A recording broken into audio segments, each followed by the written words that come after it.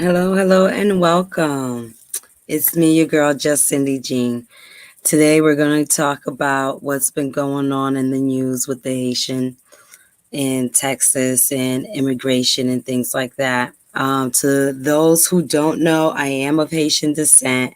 I'm first generation Haitian American, born and raised in New York. My parents are from Haiti. Both my parents are from Haiti. I speak Haitian Creole. I eat Haitian food. And I tell people that I'm Haitian all the time.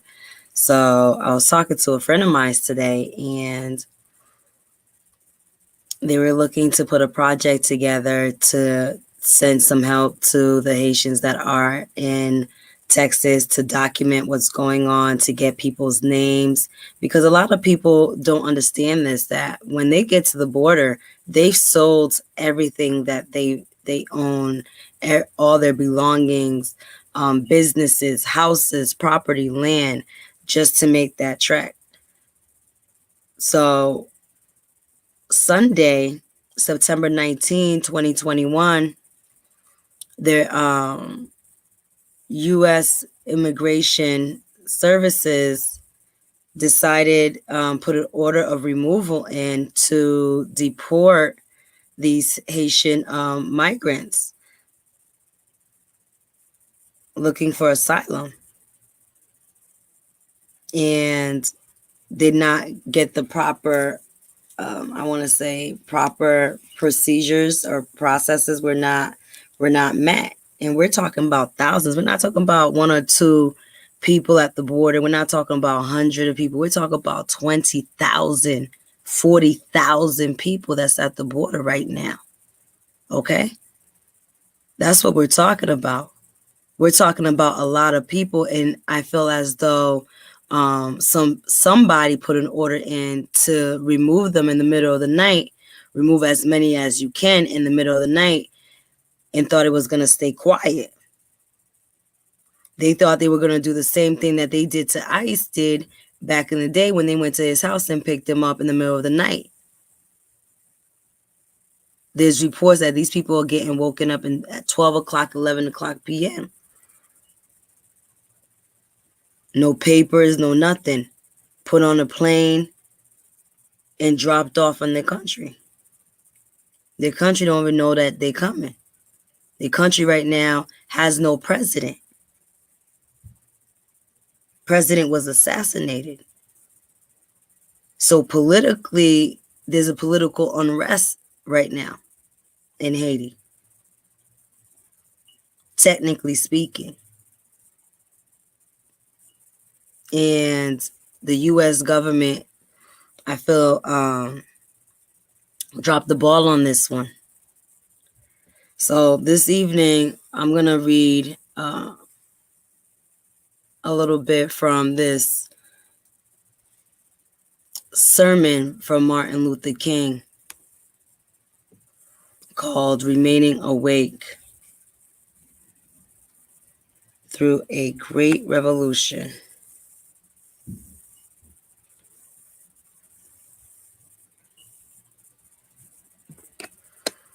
And these are just some bits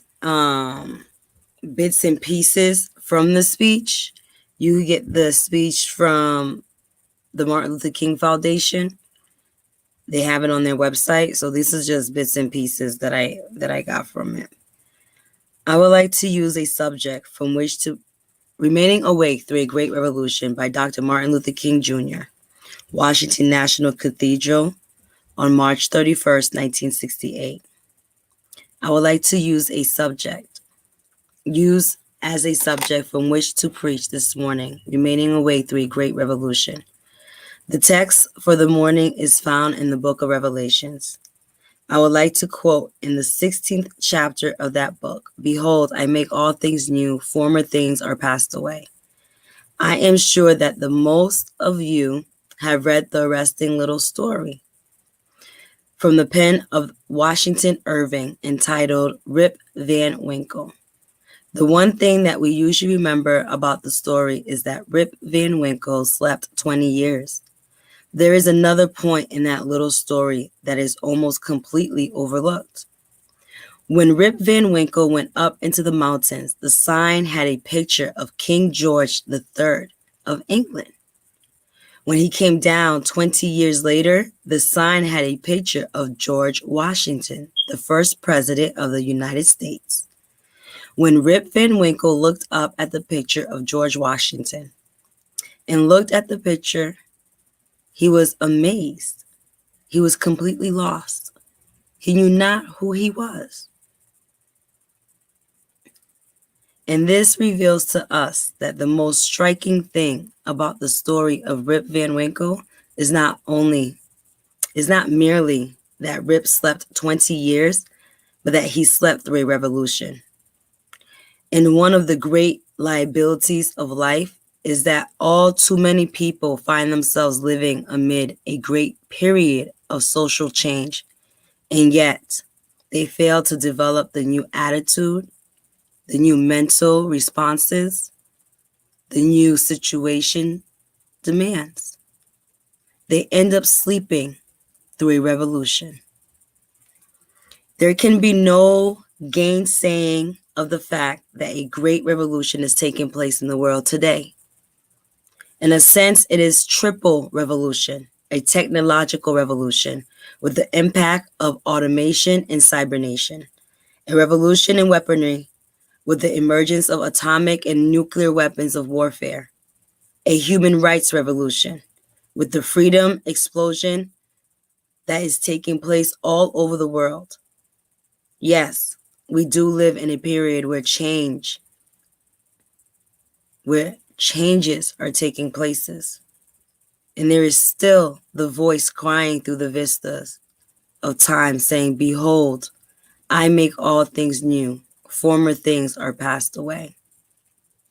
Now, whenever anything new comes into history, it brings with it new challenges and new opportunities. And I would like to deal with the challenges of this triple revolution. First, we are challenged to develop a world perspective. No individual can live alone. No nation can live alone. And anyone who feels that he can live alone is sleeping through a revolution. The world in which we live is geographically one. The challenge that we face today is to make it one in terms of brotherhood. We must see this, believe this, and live by it. If we are to remain awake through a great revolution. Secondly, we are challenged to eradicate the last of racial injustice from our nation. I must say this morning that racial injustice is still the black man's burden and the white man's shame. It is an unhappy truth that racism is a way of life for the vast majority of white Americans, spoken and unspoken, acknowledged and denied, subtle and sometimes not too subtle. The disease of racism permeates and poisons a whole body. And I can see nothing more urgent than for America to work passionately and unrelentlessly to get rid of this disease called racism. One day, we will have to stand before the God of history, and he will talk in terms of things we've done. Yes, we will be able to say, we built gargantuan bridges to span the seas. We built gigantic buildings to kiss the skies. Yes, we made our submarines to penetrate oceanic depths. We brought into being many other things with our scientific and technological power. It seems that I can hear the God of history saying, "That was not enough. But I was hungry, and ye fed me not. I was naked, and ye clothed me not. I was devoid of decent sanitary house to live in, and ye provided no shelter for me. And consequently, you cannot enter the kingdom of greatness If ye do it unto the least of these, my brethren, ye do it unto me. That's the question facing America today, ladies and gentlemen. I want to say one other challenge that we face is simply that we must find an alternative to war and bloodshed. Anyone who feels, and there are still a lot of people who feel that way, that war can solve the racial problems facing mankind, is sleeping through a great revolution. President Kennedy said on one occasion, mankind must put an end to war, or war will put an end to mankind. The world must hear this. I pray God that America will hear this before it is too late, because today we're fighting a war. I am convinced that it is one of the most unjust wars that has ever been fought in the history of the world. Our involvement, it has strengthened the military-industrial complex. It has strengthened the forces of reaction in our nation. It has put us against the self-determination of vast majority.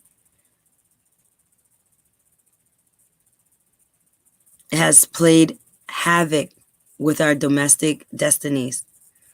This day, we're spending $500,000 to deport Haitians. This day, we're fighting for so-called freedom for the Haitian people. And we have not even put our own house in order. And we force young black men and young white men to stand side by side together, telling them that this is a place of brotherhood. But we're treating our Haitian brothers and sisters like dogs in the streets, whipping them like they were still in slavery when they brought freedom to the Western lands. So what are we going to do, ladies and gentlemen? What is going to be done, ladies and gentlemen? This is something that we've been fighting for years. This speech by Dr. Martin Luther King, I don't know when he wrote it, but he spoke it in 1968. And here we are in 2021. And there's pictures of men on horses, like overseers in a cotton field, whipping another man. Why? That's the question. Why? Why is it okay?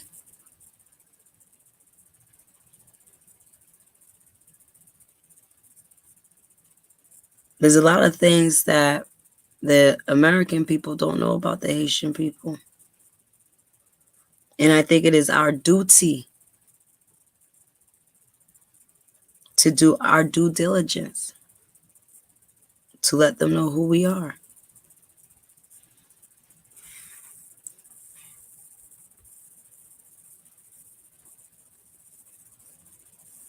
Ladies and gentlemen, are you going to stay awake during a great revolution, or are you going to go to sleep? We don't have hundreds of people at the border. We got thousands, tens of thousands of people at the border right now. And somebody put an order in to take those people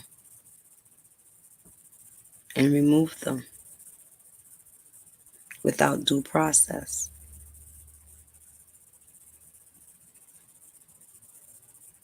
I am an American citizen. I'm proud to be an American. I'm proud to be an American for so many reasons. Because I trust in the Constitution of America. I trust in its rules and regulations. I trust that when she says, bring me your broken, that she means it.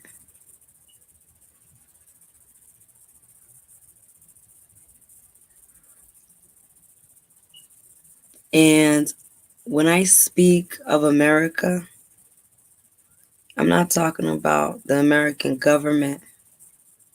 I'm talking about the American people.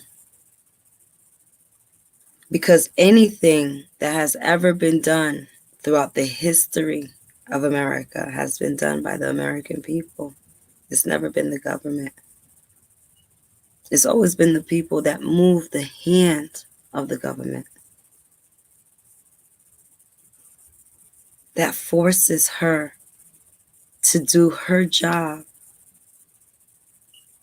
that forces her to stand for justice and to stand for what is right, to be a leader in this world. There's been a lot of things that our administration, past and present, has done. And the international community is looking, ladies and gentlemen. They're looking closely at America to be an example, to be leaders, not to be brutes, not to be savages.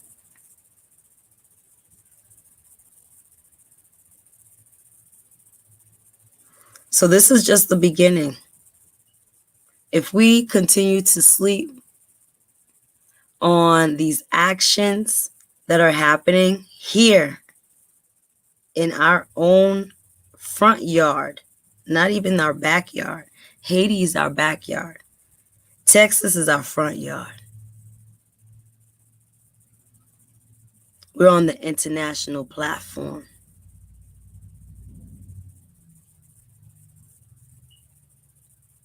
And we're putting people out without due diligence. We're ignoring our own rules and regulations. So when we start to not play by the rules with our own rules, when we start, how can a house be divided against itself? I don't understand it. We're breaking our own rules. How can a house be divided against itself? Because that's what we're doing. That's to the American government. That's to people that can sit down and sign an order of deportation, an order of removal in the middle of the night. That's for those people. That you've been put in positions of authority. And I ask,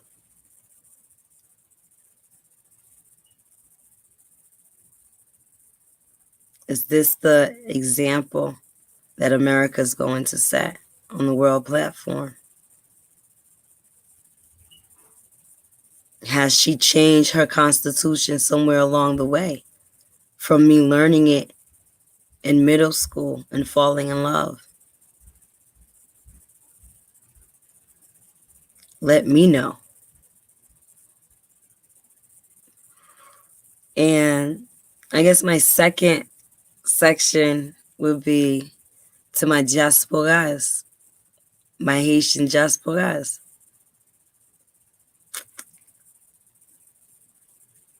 Nou e sa ka fet sou fontyen. Nou e fwe nou se nou, ti moun piti bebe, fom ansent, yap maltrete yo. Men nou menm nou chita la kay nou. You comfortable. Remote control nou nan men nou, na gade CNBC. Na fe nouvel. E men menm jan wè, yap trete Haitien sou fontyen kon sa. Se menm jan tou, yo ka rentre la kay ou. Yo pon. Yo trete ou menm jan. Men problem pou ou pa gen peyi anko. You Haitian citizen. You Haitian American. You're an American citizen. Or a lot of people come here and become American citizens. You can't get deported. But it doesn't mean that you are protected. Because the same treatment that you see that's happening to your brothers and sisters is the same treatment that can happen to you.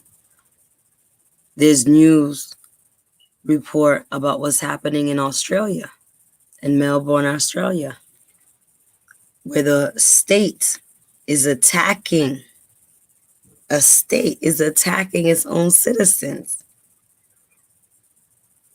Ladies and gentlemen. So, nou menm ki rele nou diaspora, nou pense se citizen nou ye, bay sa yo pa ka rive nou pa pral entre nan bay kon sa pa regade yo. Eh ben, kontinye fè nouvel a koz sa se komansman. Si ou chita, wap kite yo bat fwe ou avek se ou. Le yo vin devan potou, ki eski pal sove ou? Ki eski pal mande ed pou ou?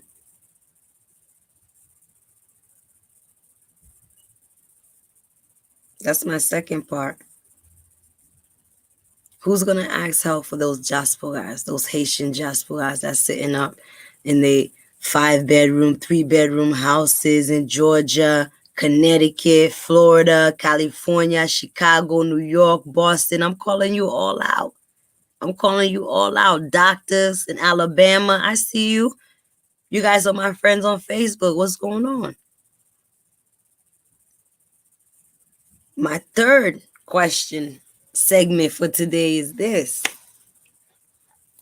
Third, but not least,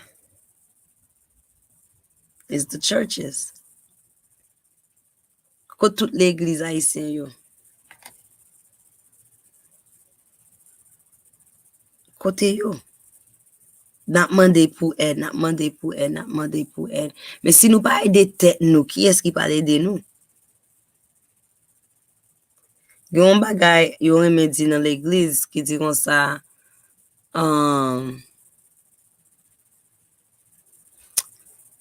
give a man a fish and he'll be hungry. He'll always be hungry. Show a man how to fish and he'll never be hungry. And ben, se men bagay nan l'église lan. Nou pale. Koman ap ede moun, ap bay charite, nou fè soup kitchen, tout bagay sa yo. Men, le nou bezen kampe vreman vre, nou pa kampe. Le pep haïtien vreman vre bezen aide. Nou kache. Nou pa pale, nou bebe. Nou pa ka preche anko.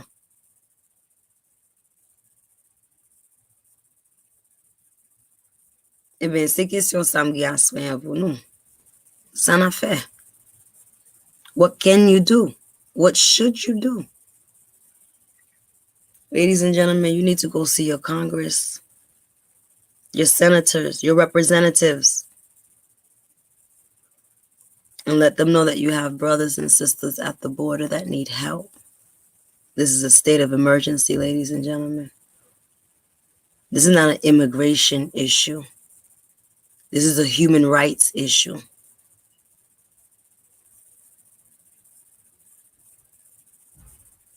The American government has violated international law, human rights laws.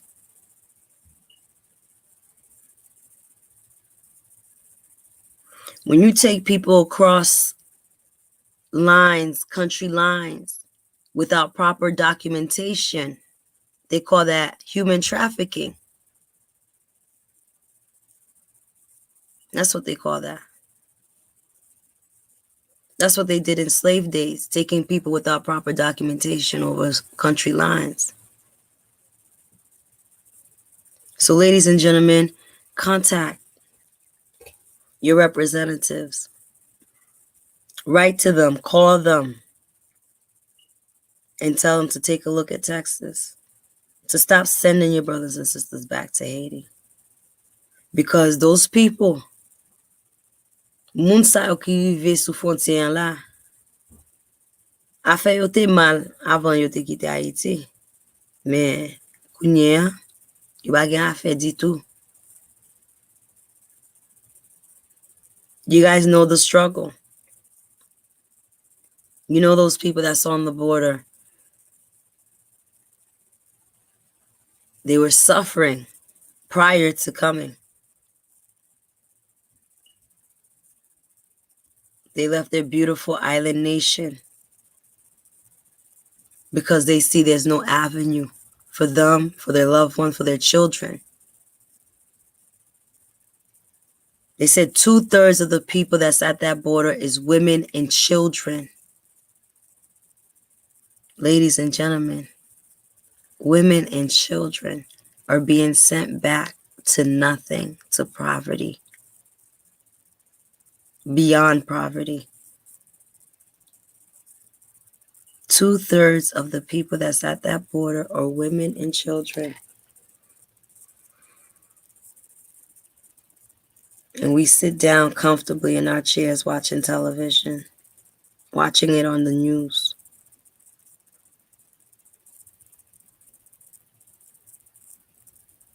Kote Haitien yo, kote l'Eglise yo.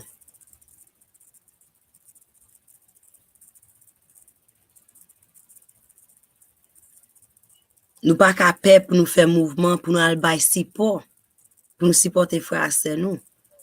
You can't be scared to support your brothers and sisters, ladies and gentlemen. You cannot be scared to go and support your brothers and sisters. They're outside. You see the video. It's not hundreds, it's thousands, tens of thousands of people. M'tende yon numéro aujourd'hui, yon dit 30,000 moun ki nan frontière. Tellement gen moun, mais y'a pran moun, y'a mette yo sou avion, y'a bote yo sou avion pa 400.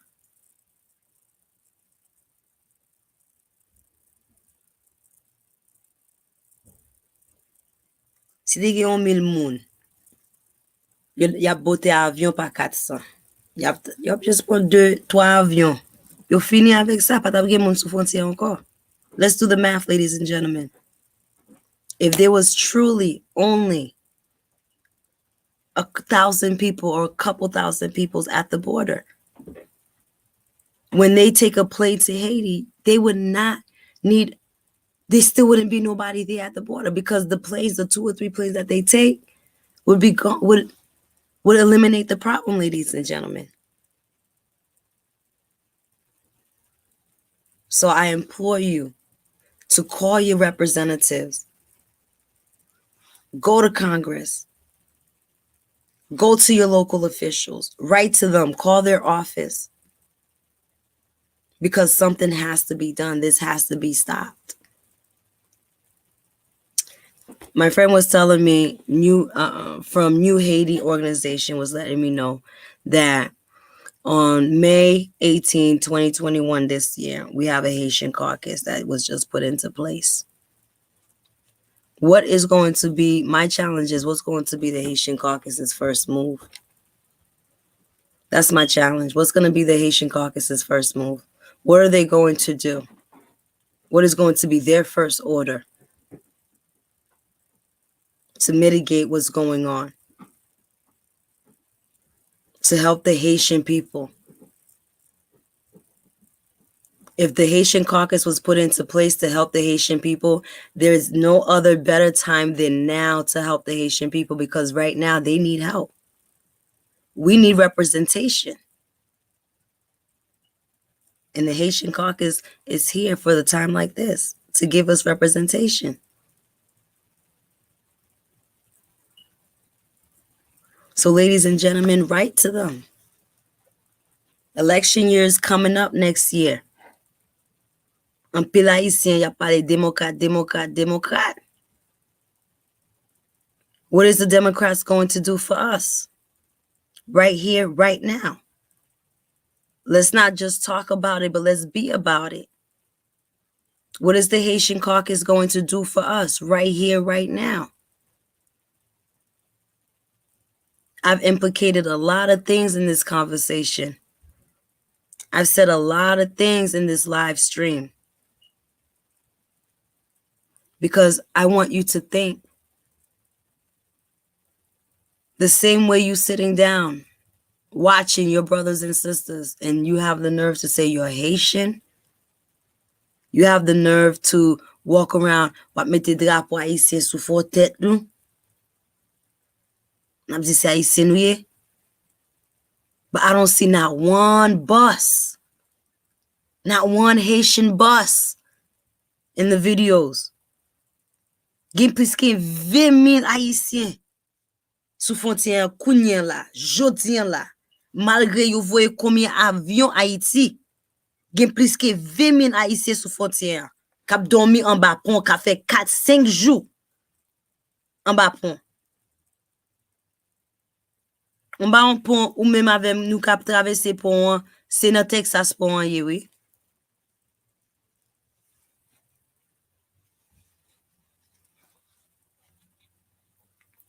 Okay? C'est dans Texas pont ye. Ou même avec nous ka traverser.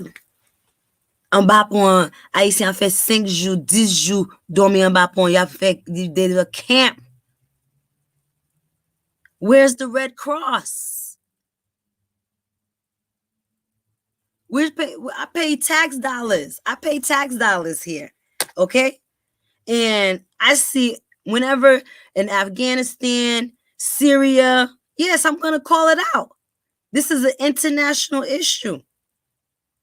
We're sending money overseas to set up camps, to help people, to feed people. We're sending the Red Cross overseas to help people and feed people. But we got over 20,000 Haitians right here in our backyard. But we're not sending nobody to help them. No food, no water, no nothing. How do you feel about that, diaspora? How do you feel about that, Haitian community? How do you feel about that, l'Église haïtienne? How do you feel about it? Nous sentons-nous fiers, nous sentons-nous bien, nous à l'aise. On parle en vérité. C'est pas jouer, m'a jouer, c'est pas goumer, nous vin goumer. Mais on parle en vérité. Moi, un pile rappeur, un pile moun, c'est drapeau haïtien, y a levé en l'air. Now Haitian is like the new thing. It's like the new haircut is to be Haitian. The new outfit, the new styles to say you Haitian. Well, now the Haitians in our front yard, what are we going to do about it? I remember there was a little Cuban boy that came over. His mom died on the passage, and he was on the beach in Florida. The American government stand up to keep that Cuban boy here. Cuba said, no, send our people back. That's ours. The tax dollars that was spent on legal fees to keep that little Cuban boy here in America.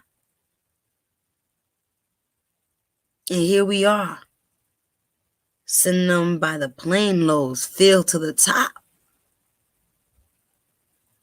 Same way we came, by the boatload, filled to the top, side by side like sardines being sent to Haiti.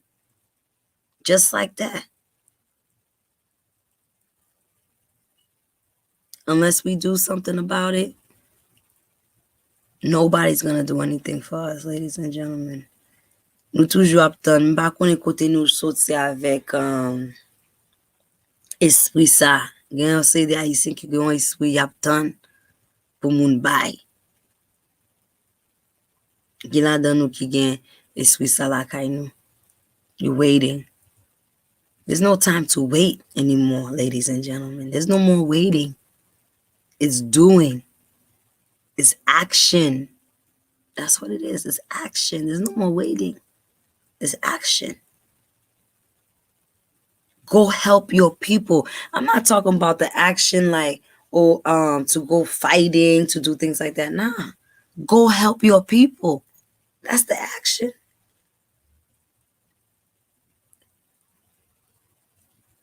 Nous aimons dire en phrase, oh, ou pas bon Dieu. Ça son phrase moi haïtien aimé dire en pile. Oh, pas bon Dieu, ou pas bon Dieu. Américain pas bon Dieu. Il pas bon Dieu pour nous. Go help your people. Go help your brothers and sisters. They need representation.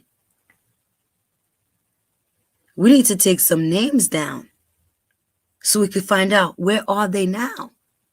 Because the next thing you're going to see instead of them taking planes of people to Haiti, you're going to see truckloads of dead bodies being buried. So let's talk about it. Stand up and do something for your people. The opportunity is here. The opportunity is now. We have a voice. We have representation, ladies and gentlemen. Speak to Congress. Speak to your representatives, to your House representatives. Speak to your Senate. Make noise. Call the phone. The phone numbers are public information. Send emails. Twitter. Do all of that.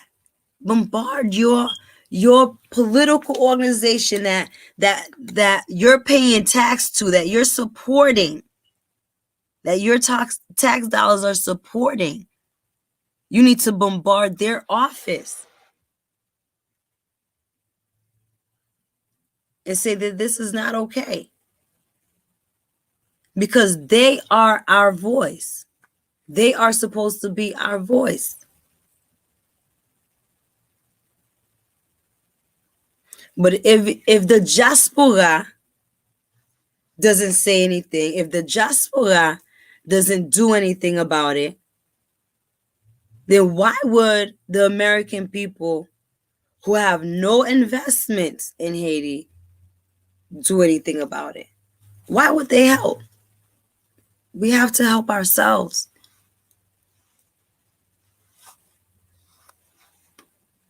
We have to help ourselves, ladies and gentlemen.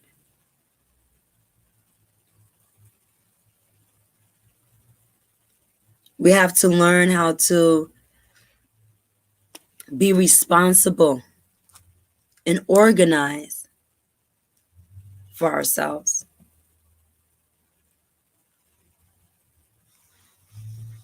Or else history will never change. If we don't start changing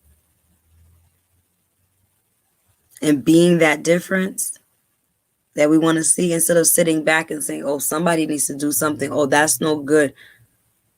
Let's put up some organizations. Let's put some groups together to bring supplies, food, sanitary products. Record these people, stories. Who are they? That's someone's daughter. That's someone's mom. That's someone's sister, someone's brother.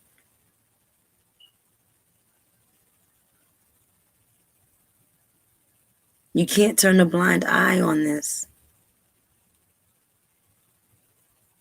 This is not about black and white. This is about being human.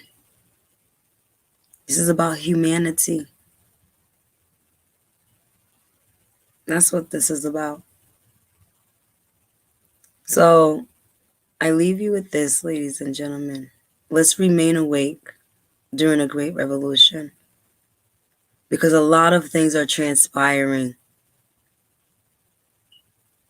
and we have to stand for something, or we're going to fall for anything. So once again, I want to thank you for joining me on Radio Fraternité.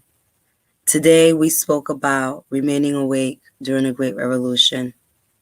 I read some excerpts from Martin Luther King's speech that he had did in Washington in 1968. And the reason why I chose that is because just like Van Winkle, some of us go up this mountain and we don't come down.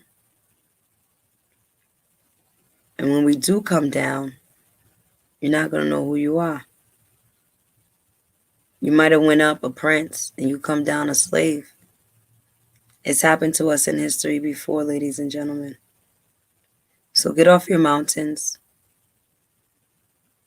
Participate in what's happening here in this world. Your voice matters. You can make a difference by writing, tweeting, making a phone call to your representatives. So I implore you to please don't just sit there and do nothing and just watch, but be part of this revolution. Assist, help, by all means necessary, help. Make the phone calls, organize the groups, get some help down there to these people, some sanitary supplies, some water, clothes. Document their names, their stories. So I'm going to leave you with that today on Radio Fraternité. Join us every single Thursday, 10 p.m. to 11 p.m., where we talk about different things in life. Today, we're talking about the greater community, our environment that we live in. I know I've discussed goals, personal goals. I've discussed things on having a side hustle, a side business on top of your 9 to 5. And we also have to remember that we're part of a greater society. We're just not responsible for our own being, but there's certain things that are happening outside of our own being that we have to be aware of. That if we close our eyes to it, can affect us in the long run. So, ladies and gentlemen, once again, thank you so much for joining me on Just Cindy Jean. I am on Radio Fraternité. Tune in, download the app, the Radio Fraternité app. It's on the Play Store. Download it. There's music 24/7. Great other programs. Sunday to Sunday. We have programs 7 days a week. So don't miss out on the action. Don't miss out on all the products, all the things that we're bringing to you, the different flavors that we're putting in the pot for you, that we're preparing for you. So please continue to support by sharing, continue to view, like it, share it with a friend, with a couple friends. Okay? Thank you. And until next time, see you on the top.